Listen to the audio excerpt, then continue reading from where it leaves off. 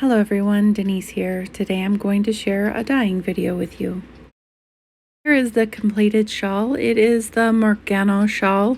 It is actually a vest or a shawl. It's the same pattern together. I made it with her milk cotton yarn in the color cream, and I thought that'd be a great candidate for a dye. I soaked the vest in some warm water and xanthopol for about 15 minutes. So in a large tote, I added 10 tablespoons of soda ash, 18 teaspoons of salt to 13 gallons of outside temperature water. It was about 87 degrees out that day. And I soaked the vest in it for 5 minutes and then removed it. I then added 5 teaspoons of robin egg blue to the dye bath. I stirred it around and I added the vest. I stirred it for another 5 minutes. This was the color when I left it. I put a lid on it and left it outside overnight to soak.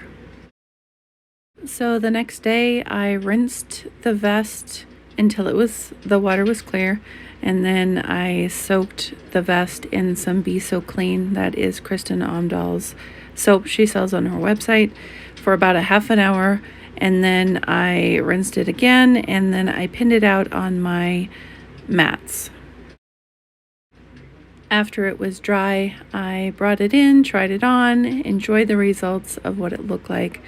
I pinned it out on my fence so that I could take a good look at it and show you what the color is in the finished product. So it looks pretty light because it is very bright out, but it is a beautiful mint green.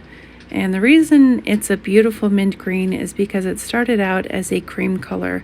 So the color of the yarn had a touch of yellow in it, almost a buttery yellow, really gorgeous. So when it took the blue in, you can see here against white that when it took the blue in, it turned into a mint green. And here's the color of the actual yarn itself. So what are my thoughts on this yarn? Because this yarn, I'm not sure if anyone is familiar with it in the community, but Kristin Omdahl is a designer that I have known about for years and years and years. And I followed a lot of her podcasts years ago when well, pretty much before I started YouTubing, I followed Kristin, and I've always loved her designs. And I had previously purchased some, I believe it was called Be So Tender. It was organic cotton years back, and I loved that yarn, and I made gifts out of it because it was so luxurious and wonderful. So one day I had been watching YouTube, and apparently I was logged into a different account that I usually am on. I'm always on this account because I make videos and upload videos.